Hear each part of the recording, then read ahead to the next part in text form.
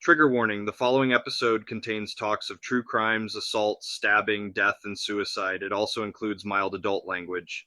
Listener discretion is advised. Welcome to another episode.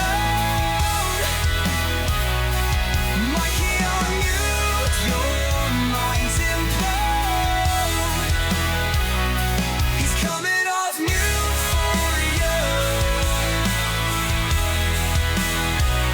Feel the vibe, it's something new. Welcome, everyone, to another episode of Mikey on Mute, the podcast where I talk about my mental health journey and talk with others about theirs, gain some perspective, and keep that conversation going. Today, I'm thrilled to have one of our biggest supporters on the show here. From the show Weird True Crime, which is a podcast of strange crimes, quirky vibes, and meaningful stories. Every episode of Weird True Crime unravels mysterious cases, unsolved crimes, and shocking events you won't believe are actually real.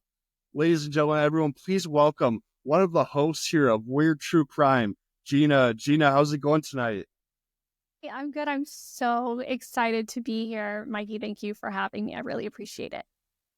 Yeah, I'm excited to have you. It's been great to see the support. I really enjoy your podcast that you do with Amber's your co-host. Is that correct? Yep, me and Amber. It's really such a easy flow to listen to. You have such rapport.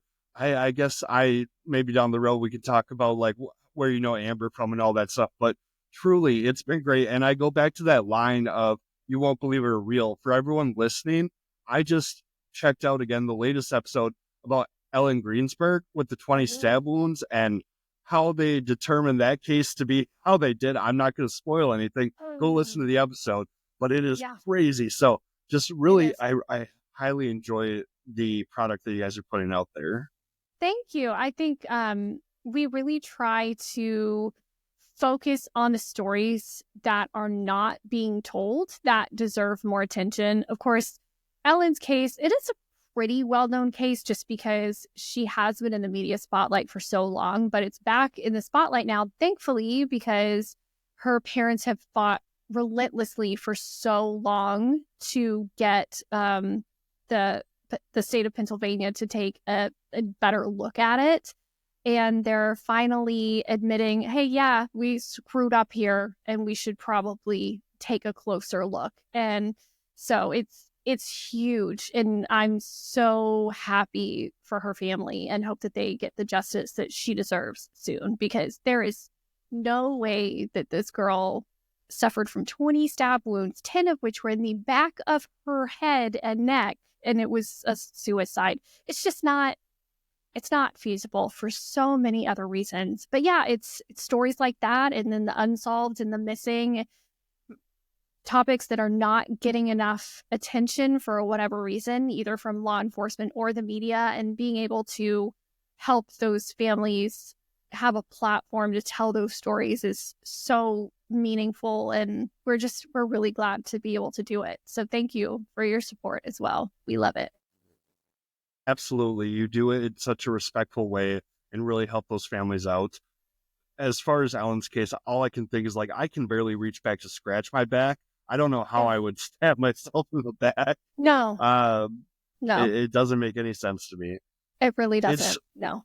It's really cool. Everyone's like, what podcasts do you listen to? Because obviously I talk a lot about my mental health, and there are some really great mental health podcasts out there, a lot of self-help podcasts. But whenever somebody goes, what are you listening to? I say, I have true crime on rotation.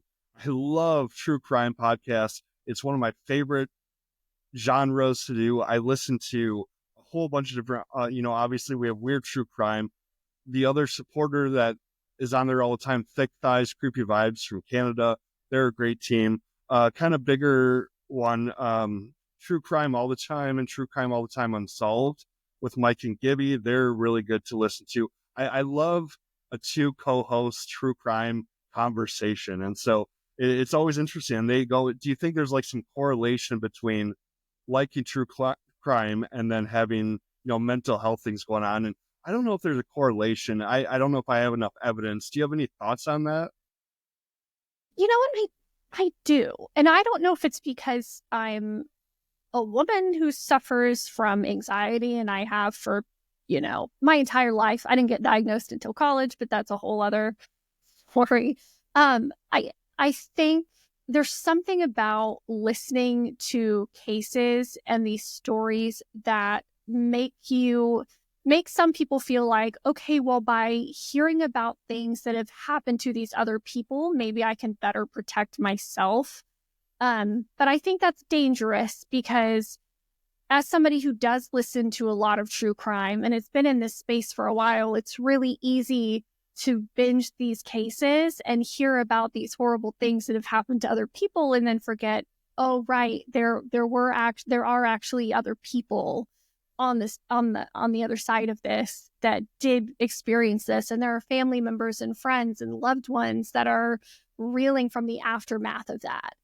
And now that's not really something I thought about before I got into the true crime podcasting space. I just binged it because it was interesting. And now it's like you have a new respect for it working in the space. And I'm sure you've already seen so much from being in the podcast space and hearing other people's stories about how, oh, like there's a real person behind XYZ. And so it has even more of a meaning. And I think as somebody who struggles with anxiety and depression and ADHD and everything else and being very empathetic, being able to connect to somebody that's gone through something so traumatic is such a strong, like, good feeling, just to be able to be there for someone and help them in their time of need, however that is. And so I think that's a big part of the draw to true crime for a lot of people. Is just, oh, they're going through something too. And maybe you've experienced something yourself that's not in the public eye, but something that you can relate to. Or, it's just, it's also just like the devious side of humanity. That's like, how could somebody do something like that to somebody else that draws you in too? Because you like want to understand how somebody could do something so cruel to somebody else. So I think there's a lot of different reasons why somebody might be interested in it. It's not always for great reasons, but I do think for the most part, it's just this morbid or interesting curiosity about why people are the way that they are. And how can I not find myself in that situation? If that makes sense. Yeah, I think that's a great take. That's okay. That's the whole point. We want to have some honest answers. I word vomit all the time. So yeah, I think it's great. Like my brain loves to try to break down logical things, which is so weird because most of my struggles with mental health come from emotional reactions. Logically, I'm very sound. Like my therapist always says, you're very self-aware. I'm like, I think that's the problem. But yes, it always wants to understand. So it listens to these stories and wants to go, okay, how could somebody go through these steps? What is the logical reasoning? And sometimes you get to hear a little bit about it, and sometimes there isn't a logical reasoning, and they're just, these cases are out there. So it is tough because they're so entertaining. But like you said, there are people on the other side. You have to really be cautious of that. So I think it also can bring us to where if we're noticing, listening to these things, any kind of media really, but especially if you're listening to a crime or true crime series, if your mental health is kind of deteriorating from it or suffering from it, it's got to be something we take a break from, which can be really hard. You fall in love with an episodic, show, and you want to keep up with it. But at the same time, if your anxiety is spiking or you are noticing other issues happening with it, you're becoming more paranoid, it may be just a good time to take a step back, which is hard for us as living in this world of instant gratification where we can just click on something and talk to somebody from across the world or across the country. But I guess, how do you try to make sure to keep yourself in check? Like, do I need to step back from a certain thing? Have you come across that where, oh, maybe I need to, like, hey, I need to set a boundary. I can't talk about this topic for a little bit? Yeah, honestly, I have. I think more so before really becoming a part of the true crime community myself, when it was more just taking it in and listening to podcasts or watching documentaries or shows. That's basically all I was watching. And it got to a point where even my husband was like, I feel like you listen to it too much. Like, you seem down. I feel like it's really impacting you, and maybe you should take a break. Listen to music, listen to an audiobook, do something else for a little while. And now that I do work in the space and I research these cases for a living, and I talk to families who have gone through these traumatic events for a living, I don't listen to true crime as much. So it's interesting. So there has to be a balance, right? And that's something you learn as you go. And I've even worked with families that are like, hey, look out for yourself. And these are days, saying it's very easy as a creator or somebody who works with families to get pulled under with like the emotions and the intensity of what it is that you're dealing with. So be careful. And I really took that to heart, because if I've got a family member who's gone through something awful and has to live with it every day, telling me, hey, watch out for yourself, that's something you really have to take into consideration. So it's interesting. I definitely don't take in as much true crime content as I used to now that I work in the space. And I do feel like that has helped me maintain a healthier mental kind of load and not feel so down and just disgusted by humanity all the time anymore. For sure. That's fair. Sometimes looking at humanity, you're like, oh man, it's not a great picture out there. I feel that though. I've been working remote now for about 3.5 years roughly. And when I started working remote, I said, I need something to keep the conversation. Like I miss that sound around me. So podcasts were a great way, other than music, to feel like, there's conversations happening. Well, I was really hyper focused on one true crime podcast. So here I am in a new setting, isolated, and I just binge this like 50 episode true crime thing. And I had to sit back and go, I don't know if working remote is right for me. And then it turned out like I was just giving myself so much true crime content. I didn't give myself a break from it, that it was really affecting me. Every time I turned on my phone, I just had this automatic reaction. I'm going to hear something sad, something bad's going to happen. And I had to kind of give myself a break. So now I still work remote, but I do have a great rotation of true crime, comedy. I listen to a lot of, self-help and people that don't take things too serious. I love that mix, because if I go back down that rabbit hole, it's not going to be a great place mentally for me. So I think that's a great tip, just noticing, hey, especially if somebody else tells you, like you said, if a family member steps in, that's kind of a big red flag. So I'm glad that you have something built in for yourself to make sure you keep yourself in checks and balances that way. It is good. I think it's good if you have somebody around who can kind of look out for you and go, hey, like, you've been a little off lately. Like, what has changed in your routine? Are you taking something different? Are you listening to something different? Like, is there something different that you're doing on a day-to-day basis that might be impacting the way that you're that you're acting, or the way you're interacting with other people, right? And working from home, I mean, it's great. Don't get me wrong. I think it's beneficial in so many different ways as far as being productive and just not, especially for someone who maybe has social anxiety or gets overwhelmed or overstimulated very easily, like I do. It can be nice not to have that constant, people around you talking to you, everything else.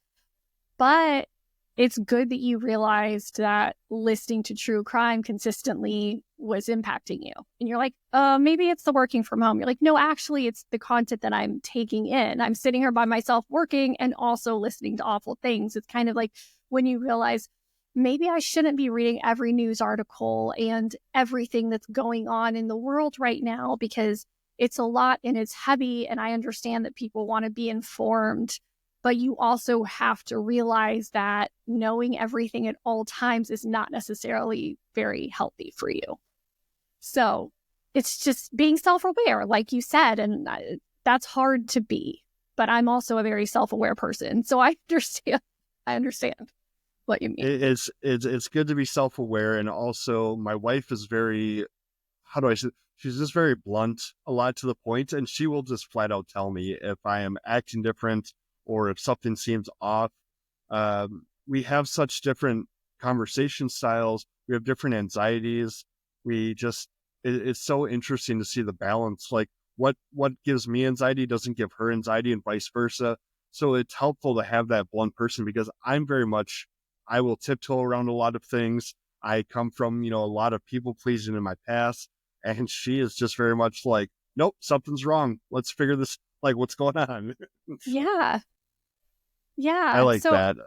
what are the things that she'll call you out on? Like, are there specific things that like it's like a cycle, like a pattern, or does it vary from day to day or week to week, or are there certain things that she notices? Yeah, and the things that she notices, there's a pattern of reassurance seeking a lot, where I'm asking to get a lot of clarification. I have a hard time reading people's facial expressions and body language. And I've talked to my therapist a bunch about this. And it was some study they did about, like, if there is an extreme thing, like you're extremely happy, extremely sad, okay, that makes sense. I can recognize that. It's when you just have that stone face, or just kind of, no emotion, that it's really hard. And I bring a lot of negative bias to it, a lot of negative thoughts and basis. So I'm constantly asking clarifying things. And while it's great to ask clarifying questions, if it becomes reassurance seeking, she has to stop me and go, I already gave you the answer. I'm not going to keep feeding into your anxiety wants. And that forces me to take a step back, kind of look inside, ground myself, be a little bit more mindful. So a lot of that is what she'll call me out on, in the best way possible. I don't mean call Yeah. out in a negative way. But, or if I make a terrible joke, she'll point that out a lot too, because I think I'm a lot funnier than I am. But That might also be coming from a place of living with three men, so because you have two boys. So I'm the only female in my house as well. So there's a lot of things they say that they think are very funny that I'm like, that's not, so it's probably a little bit of both there. So I sympathize with her there, but I appreciate, it's really nice having someone who you can communicate openly with and not be offended by it. I had a similar experience. I had started a new medication for my anxiety, like probably not even a month ago. And I only took it for about a week. And my husband was like, you're different. You're really different. Like, because I'm normally a very expressive, emotional, kind of anxious person. And I was just very flat. It was like I wasn't really listening to anybody. I was very much in my own head all the time. And he's like, you're really different. Like, what changed? And then one night he goes, when did you start taking that medicine? It's like, I don't know, like a week ago. He's like, yeah, that was it. And after he said it, I thought about it. And then I realized, like, oh, I do feel weird. Like, I do feel flat. Like, I don't care about anything anymore. And I was like, is this worth not being anxious? Not really, you yeah, know. But it's nice having somebody who knows you well enough to say, hey, like, what's up with you, in a way that's caring and not, judgy. So yeah, I'm glad you have exactly. that. And I'm glad you brought that up, because as we were talking earlier before the show and everything like that about what's important and what we want to make sure we touch on, I know you brought up, making sure that we cover the importance of communication when you are in a Yeah, relationship or a exactly. friendship or anything, understanding that support. So it's great to hear that he's able to have those conversations with you. Those can be really, really tough. It's They been a can. lot. It's a learning experience for me to bring up things with my wife that might cause issues, even though it's probably not going to. There's that little voice in my head that says, if you bring up something that could be negative, they're gonna leave. You're done. Fear of I'm the same abandonment. way. So Yeah. it's such. I'm very thankful to have somebody that can communicate and be able to talk to me vulnerably. And I try to work on my vulnerability, which seems weird. I talked to somebody else about this. when I'm on the podcast, I can be super vulnerable. That's not a problem. But within, my own home with my wife, it's a struggle. So I definitely, like I said, I like to hear that you guys have that communication going, Yeah, that he feels comfortable coming to you. And I think that's more people would benefit from that. absolutely. You know what?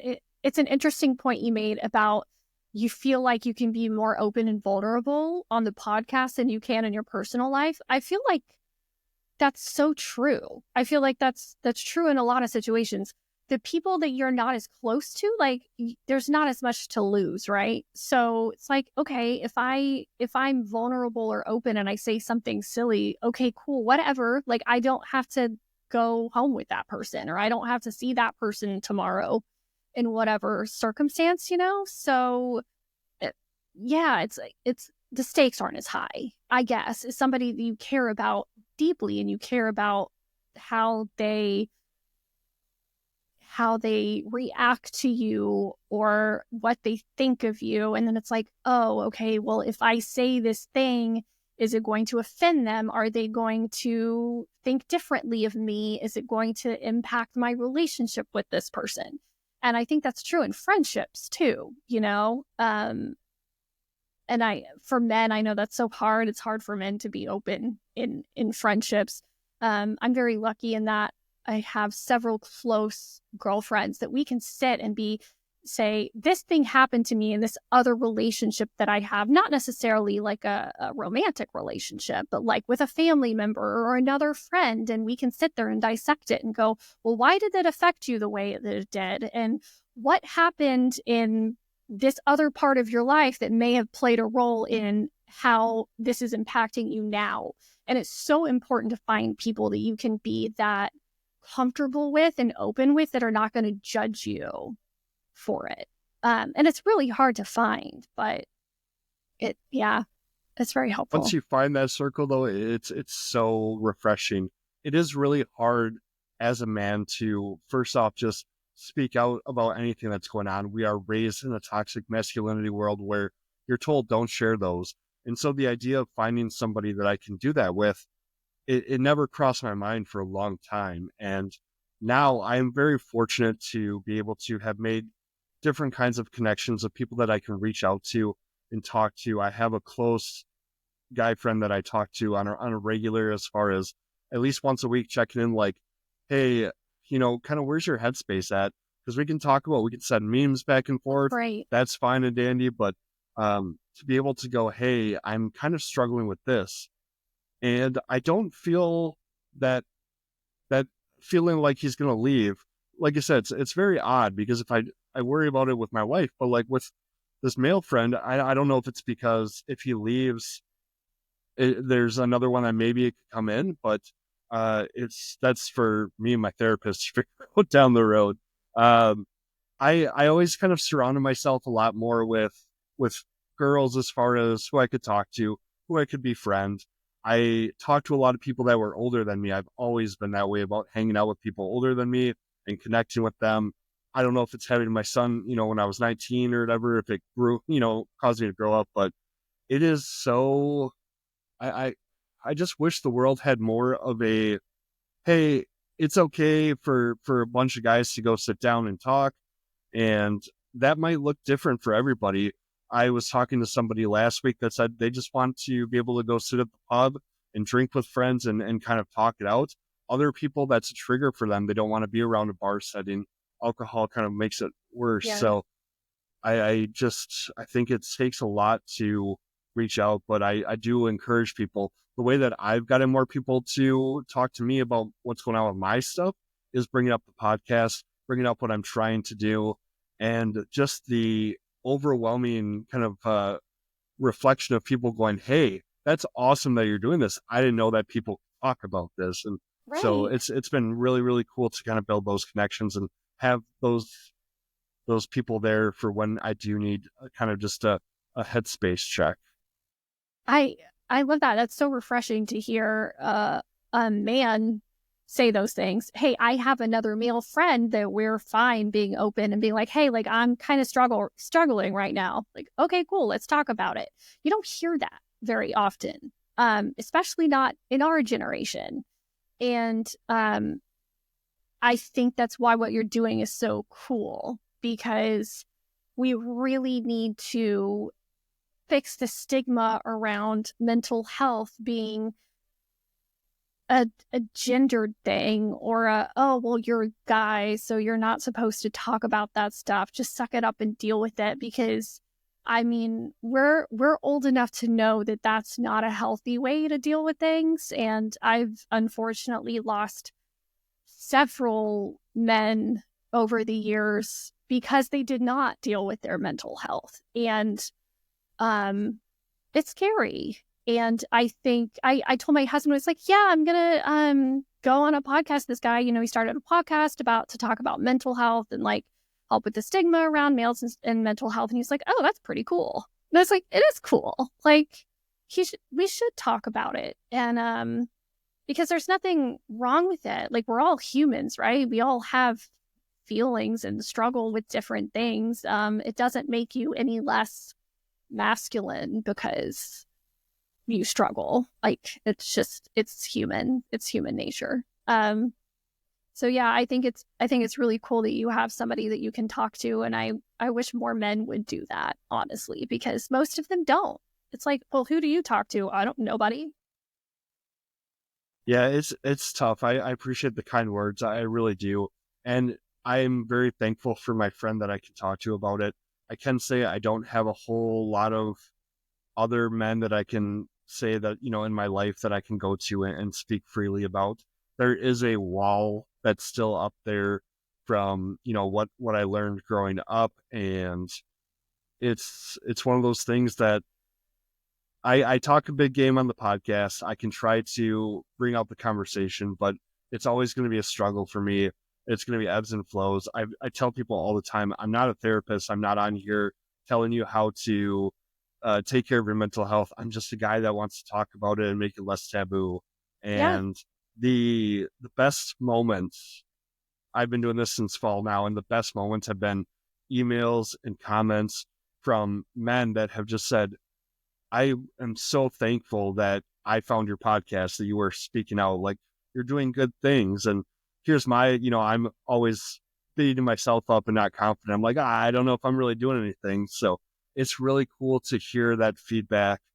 And if it inspires a couple more people to start talking about it, I want that ripple effect to happen. I think the world will be better if we can start talking about it, because I think we do grow up thinking that we're supposed to be some kind of superheroes, and you lose people because they don't know how to handle it in a healthy way. I know for a long time I wasn't processing things in a healthy way. I wasn't talking about it, and I've lost friends and family members, and I want the world to be better than I left, or leave the world better than I found it. Yeah. That's a little cliche, but hopefully I can do that for somebody out there. No, I think that's, honestly, it's beautiful. And I don't think it's just men that need to be more open to men's mental health either. Like, I think maybe not so much in the younger generation, thank goodness. But especially for our age and older, I feel like there's also women feel like, oh, well, men need to be men and they need to act a certain way, and or it's not attractive, or it's not this or that, and they're doing themselves a disservice by not being more open to relationships with men who are comfortable with their emotions and expressing themselves in a healthy way. I would agree. And I never want anyone to like come across the podcast and think it's solely focused on men being open about men's mental health or anything like that. That's why when a lot of people are like, do you have women on your podcast? Yeah, because they're women, they're people too that, are here and experiencing these things. But I agree. I think, like, our age and above, as you said, there's this idea that a man is going to be this burly idea of somebody that's going to, oh, you got a problem, you're going to go work on the car, or you have an issue, you're going to go have a few drinks and it'll be fine. You'll fall asleep.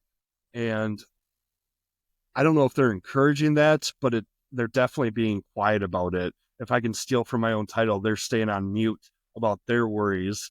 instead of encouraging that. So I beg everybody that's listening, regardless of how you identify as in your gender or in your anything, with all of your relationships, encourage healthy conversations about mental health. It's really going to benefit the world. And I think we spend so much time in that should category. We should or should not be doing these things. I'm guilty of it so much. I Same. use those all the time. Same. And so if I can just kind of go, hey, we need to bust through those shoulds and just have some real conversations. And I'll get off my Absolutely. soapbox eventually. But No, don't get off your soapbox ever. You're so right. It's so easy to like, should I do this? Should I say that? Should I reach out?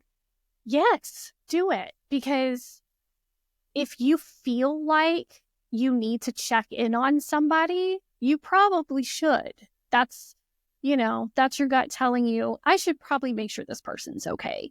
And I'm sure that person is going to appreciate that. And, they can be that for you one day. It doesn't matter who you are, what kind of relationship it is. We should be able to talk to each other and check in with each other. It doesn't have to be some deep conversation, but just hey, are you okay? Like, you seem off lately. Like, do you need anything? I'm here for you. That's all it takes, yeah. So my husband definitely has a friend who has been in a weird place for a long time. And he's like, I want to reach out, but I'm afraid to. I want to reach out, but I don't know how I'll react. I want to reach out, but I don't want to be nosy. And I get that. But just letting them know you're there for them is a great place to start. So it's yeah. really tough. I think for me growing up, reaching out and asking about something like, hey, how are you doing? Or what are your emotions?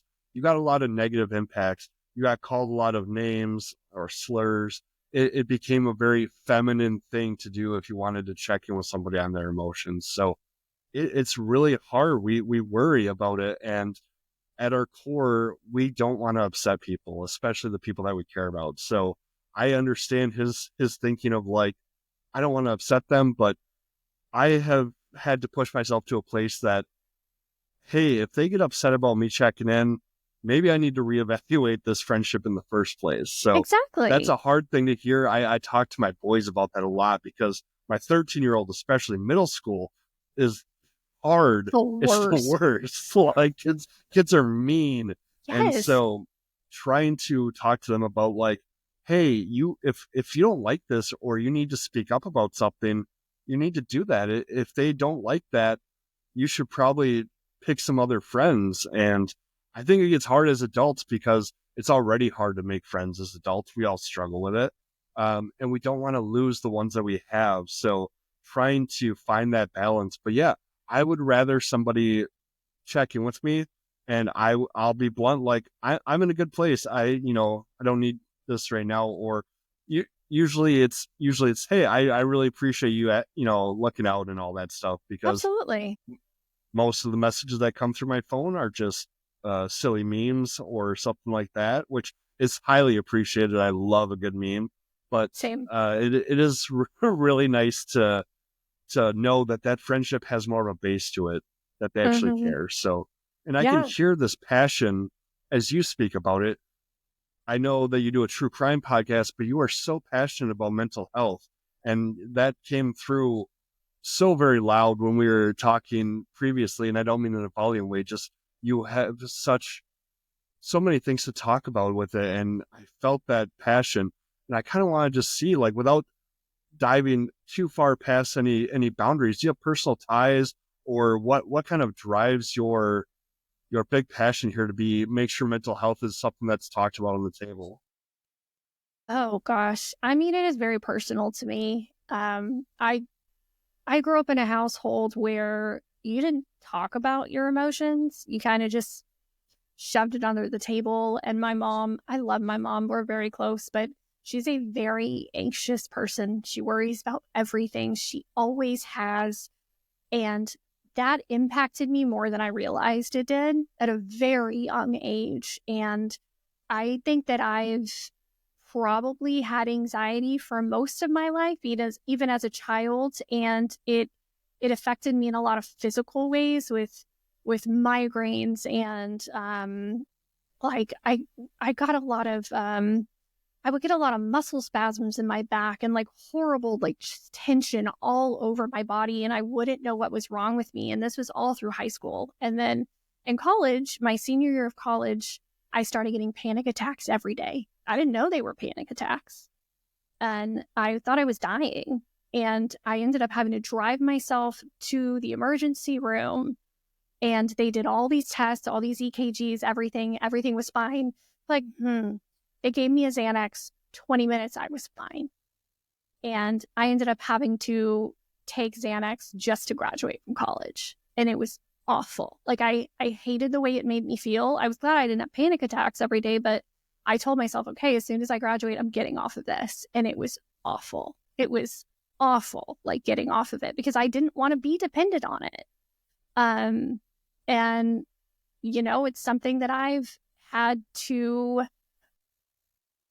deal with every day since. And that was, 20 years ago. Anxiety leads to depression, add being a new mom in there and everything that comes with that. And then, gosh, I think 3 years ago, I really started struggling with being angry and frustrated and like blowing up at my kids and my husband for no reason all the time. And I was just I hated everything.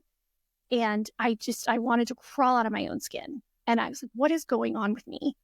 And I started looking up stuff. I started doing my own research, and I ended up talking to a psychologist and found out I had ADHD. Probably had it my whole life, but women don't get diagnosed with ADHD because I didn't have trouble in school. I didn't have problems focusing. I did well. I had good grades.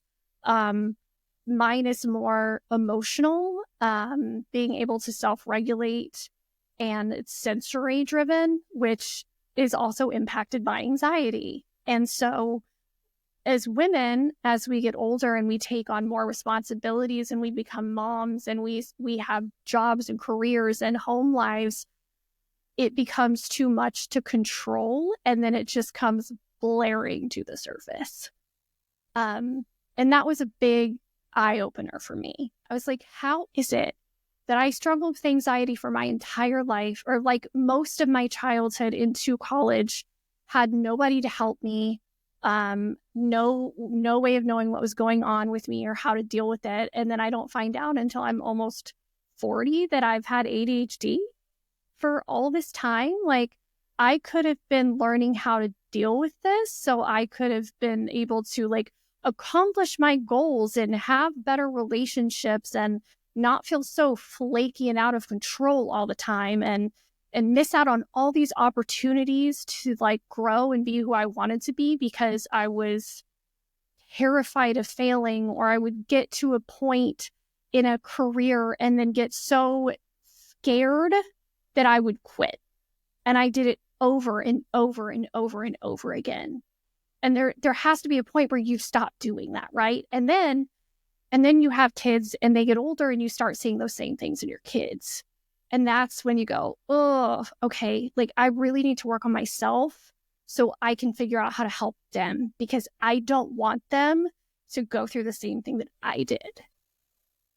And so that's like what really made me want to talk about it and be open about it. And I have my husband and I talk about it all the time. And he also grew up in a household where you don't have emotions, you don't talk about these things. And it's very like, just suck it up and deal with it. And he's changed so much in the 15 years that we've been together. And he didn't really have a father figure. And so being a dad now, it's kind of like, okay, how do I do this the way that makes sense and is going to be the best for my kids, because I don't want them to feel the way I did. So it's all about breaking those cycles, right? And it's about helping yourself so you can help the people you love. And it's important to talk about, because I don't want my boys to think that there's anything wrong with them for being emotional. And they both have anxiety. They both have ADHD. Sorry, kids. And so it's my job to to teach them that it's okay and it doesn't make them flawed. And there are ways to manage it and grow and flourish even with these things, you know. And that's why it matters, because, you know, you want to see your kids have a better go of it than you did. So, yeah. Well, first off, I just appreciate how honest and vulnerable you were. It really speaks. I can hear it, and I thank you for trusting me as your safe space with that to kind of explain a little bit more. I heard so much while you were speaking that just resonated with me and clicked with me, whether it was the panic attacks. I most recently had mine last Thanksgiving, which is never, I don't wish a panic attack on anybody, but it's definitely really hard when you're first figuring it out. So that's really tough. The ADHD, the figuring out with the anger, I was getting so like such a short fuse, and ADHD didn't cross my mind at all. I just got diagnosed last summer with it. So here I am at 35, learning that I have adult ADHD. Probably had it, you know, most of my life, but it never crossed my mind, not once. Even when I got talked to about my generalized anxiety disorder, when I had depression, when we discussed the, you know, possibility about borderline personality disorder, and ADHD didn't come across until last summer. I was talking to somebody about a lot with my rejection sensitivity, and rejection sensitivity dysphoria, I think it is called. It's not an actual diagnosis at this point yet, but they're trying to get it going. But it has a lot of links to ADHD. And so we you know, start talking and click. So as you speak about your experiences, that's another one of those moments that goes, I feel this. You're seeing, you're heard, because I know, like, very similar feeling to that. And it's always really refreshing for me to find more people that understand. Not that I want to wish bad things upon anybody, but it's really good to hear, like, okay, other people are going through this, and it's such a journey. And like you said, seeing those things in your kids, and that's a big wake up call. That's a big light bulb moment of, I need to be better for myself to take care of them. So I just, like I said, in a nutshell here, much appreciate you opening up more about what it means to you. And I resonate so much. Like I said, it felt like you were inside my head there for a minute, which is probably a scary place to be. It's nice not to feel alone, right? It can be a scary journey, especially when you're not familiar with it and you don't know anybody in your life that struggles with it. And so meeting other people that do relate and go, oh, I totally know what you mean. Oh, I feel like that all the time. It's like, oh, you do? Okay. Like, I'm not crazy. I'm not just, you know, I'm not just sensitive or feel like everybody hates me. That's a thing. That's a real thing. I totally get it with the rejection sensitivity. I'm the same way. Like, I constantly feel like nobody likes me. Or I just suck at everything. Like, it's a very real thing. And my oldest struggles with that a lot. And it's so hard to see in your kid. When you know, like, you're awesome. You're so good at everything. Like, I want you to believe in yourself, but like, I understand why you feel that way. It's so hard to see. And I just, like, I don't want, it really is, you know, and, as somebody who gave up on my goals time and time again, because I was afraid of failing, or that I felt like I wasn't good enough. Like, oh, I don't want that for them. So that's why I'm like, cool, I'm going to keep trying to succeed at this podcast thing, because I got to prove to myself and to my kids that, like, you can do it. You can do hard things. It doesn't matter how old you are. You know, you can do it. Yeah. So I get it. It's such a rewarding feeling when you can kind of prove that. I went back to college and actually got my associate's degree finally. It took me 3 years to do it part-time, but I wanted to kind of prove to myself, to my kids, like, hey, this is something that was important to me, and I want to go back and finish. So proving that.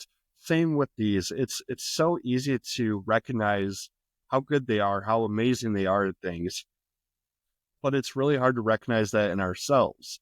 And I struggle a lot with self-compassion and making sure I give myself enough grace, because I could hear, you know, 20,000 people could tell me I'm doing a great job with the podcast, I'm doing an awesome job as a parent, and I'm still going to sit here and go, I don't think so. I think I'm going to pick apart everything. So finding that balance and trying to tell our kids, be nicer to yourself. It's hard when we're not trained to do that as a self. So Mhm. do you struggle at all with any kind of like self-compassion? All the time. Um, the imposter syndrome is real. I constantly feel like I'm not good enough.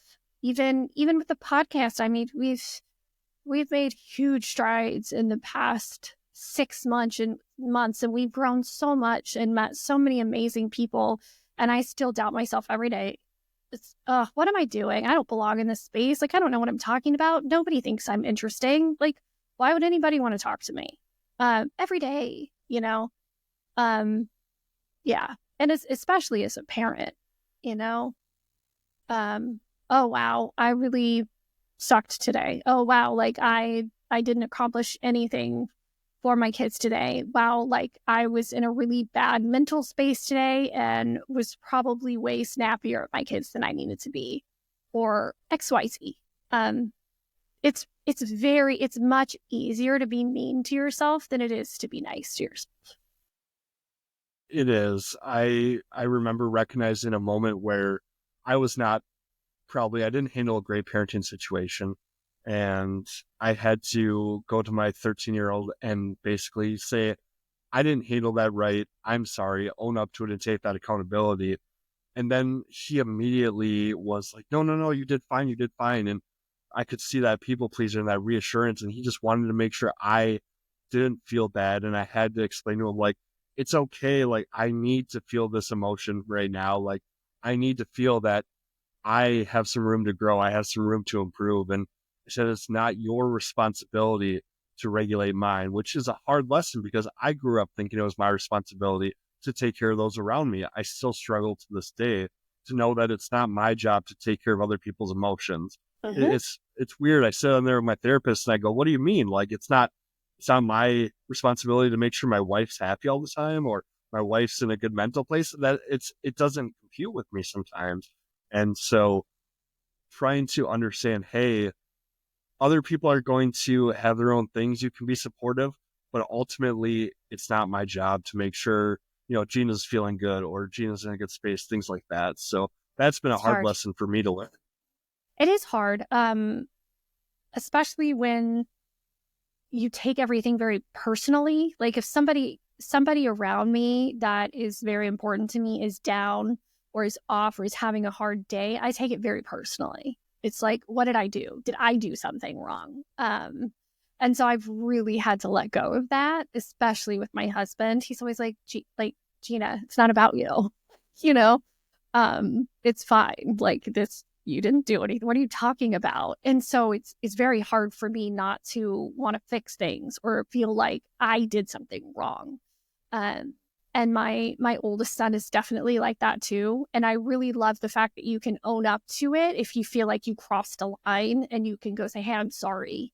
Especially as a dad, that is so, so important to be able to say, I'm sorry. Like I screwed up and I didn't handle that in an appropriate way. We do it all the time. All the time. Hey, I'm sorry. Like I overreacted. Hey, I'm sorry. I shouldn't have talked to you like that. Whatever it is. And my oldest is very much like, it's okay, whatever. It's like, no, it's not though.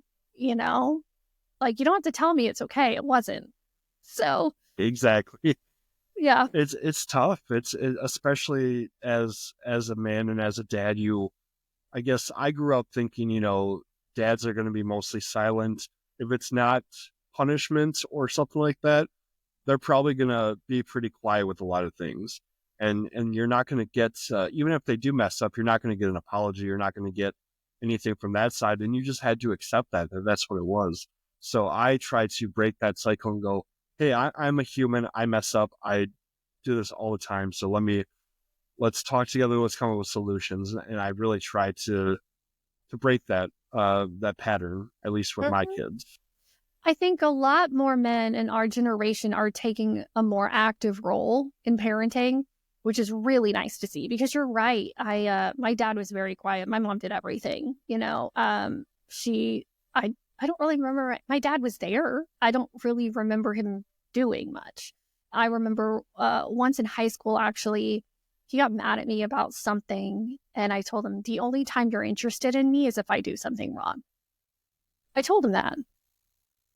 And that was a big turning point in our relationship because it clicked something for him. He was like, oh, she's right. I really need to be more present. And he was. But it's so important for men to take an active role. And I think our generation has seen what an impact it has had on men, having dads that are just like, whatever, it's your mom's job to take care of you. I'll be here when you get in trouble. Because it shouldn't be like that. You should have the same level of connection with both parents when you can. It's better for them. I agree. And I joke about it with my wife all the time because we'll see one of our friends. He's the one that I can talk to about a lot of things. Eric, he is an amazing dad. It's great to see him interact with his kids. And my wife and I are always like, this is the hottest he is when he is involved in being a parent. And it really is. and I'm like, yeah, I get it. I understand it. Yeah, it is. It's very So it's very cool. attractive seeing an involved father. Yeah, it's like, wow, you want to like have fun with your kid and interact and go to their events and support them. Like it's so refreshing to see that emotional connection between a man and his kids. And I think that's where all the memes come from, where it's like, oh, the dad takes the kid somewhere and, oh, what a great dad. And the mom does all the same things and she gets no praise for it, you know? But I think it's just because we're not used to seeing it. And it's so refreshing and exciting. And it's just like makes you feel good that you're like, oh, cool. Like dads are taking this more active role now. And it's very heartwarming to see. So I agree. Absolutely. And now it's my turn to kind of put you on the spot. I like to do this near the end of each episode where I ask a lot of questions. It's an interview, but I want this to be a two-way conversation, which it's been an amazing two-way conversation. But if you could ask me one question, maybe something we didn't set up beforehand. Like I said, I know I'm throwing you on the spot here. It can be about the podcast. It could be about me personally. Just something you want to know. I love to make sure I'm also involved in this two-way conversation. So what is your question for me? I'd love it. I would be interested to know, was there a certain point in your life or an event that happened that made you really sit back and go, oh, wow, I really need to do some self-reflection and work on these things about myself because it is impacting my life in such an exponential way? That's a great question. I think as far as a turning point, when I really started to focus and I need to look internally and all that, it was kind of a chain of events. It started with my separation and divorce from my ex-wife, which led to a lot of not healthy ways to handle things, a lot of isolation, a lot of drinking and trying to just stay away. And I think that was a big point, which snowballed more into the spring of 2020, which is the time that I wound up in inpatient when I had that momentary thought of, I think this world would be a better place without me. And I think the hospital, like going to the hospital and the ER ride over, or in the ambulance to the ER, that was kind of that turning point of, I really need to figure some shit out. Like I am not in a good place. I never thought I'd get to a point that I would, especially as a dad, think the world's better without me here. Like, so for that moment where I thought that my boys would be better, I can't fathom it now. And so that was kind of that turning moment and I wish it hadn't taken that. I wish I had been able to recognize the patterns beforehand. I dealt with a lot of things in the wrong way for so long. And I can't go back and try to tell myself like, hey, before you get to the, rock bottom point, you should really look internally, because I'm sure it would have turned out differently. At the same time, it's a growing experience, and I talk about it pretty openly whenever somebody wants to know about it, because I think that's another subject that's really touchy. We've all lost somebody in that way, but it's a real thing that happens, and it really did happen to me. And I got to a point where that was kind of that, if I don't figure something out, the next time it's not gonna be an ambulance ride. It's gonna be a hearse ride. So that was kind of my rude awakening to go, hey, you got to look internally, figure some stuff out. That led me to looking into therapy, trying different therapists because it's trial and error, finding who works with you, trying different, medications. Because when I went to inpatient, they thought I had bipolar, and then it turned out to, not be that. So they were putting me on meds, taking me off meds, and it was a really tough week. That's That's for not, yeah, sure. that's hard. And so I think that would be the point that I'd say kind of that was that turning point of, hey, I need to look internally. And there's other, little speed bumps here and there and all that. But I guess to answer your question, that would be kind of that big turning point. But, from the separation divorce leading up to the attempt on my life in spring of 2020. I'm so sorry to hear it got to that point, but I am so glad that you turned it around, because it says a lot about you and your emotional maturity, that you realized, okay, like I've got to change something, because there are plenty of people in that situation that really struggle to do that, as we know. And so I think it's really awesome that you kind of realized, oh, this is not the path I want to go down, and this is not who I am or want to be. And you're doing something amazing with it. So very cool. Well, appreciate that. I really do. And I'm glad that I found, that moment and turned things around. The next kind of thing that's as far as, okay, I started looking into mental health, but I wasn't really sure where to go. And so now it's kind of more of a shift of, for so long, I used my mental health as a crutch and an excuse for why I acted in wrong ways. I had some really bad behaviors, but I would just, hey, I have anxiety. That's what's going to happen. Hey, I have borderline personality disorder. That's how I act. And for the longest time, I just let it be who I was. And it took a therapist, and my wife says this to me all the time too. You are not your mental illness. You might be living with it, but you're not that thing. And that separation, that cognitive fusion, I don't know. It's some word that I've heard my therapist say. Who knows? But understanding that, a thought is a thought. It's not a fact. A feeling is a feeling. It's not a fact. And same with your mental illness or mental health in general. Sure, I live with anxiety. I live with all these other things going on, but it's not my excuse. And I need to still take accountability and go, well, I can't be a terrible person because of this. So how can I handle this in a different way? So that's kind of my next turning point here, that next pivot in my journey.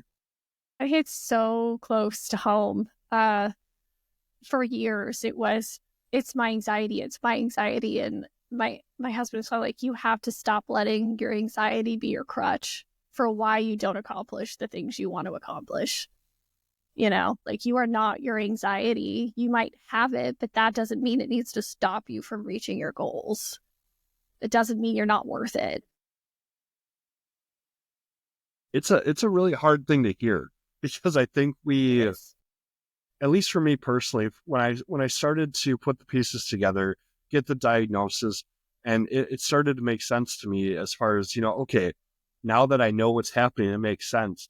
And I think I just took it a little too far of, I hyper fixated on it and started looking up, okay, well, if I do this and this, and it was a hard balance of, I wanted to understand what was going on.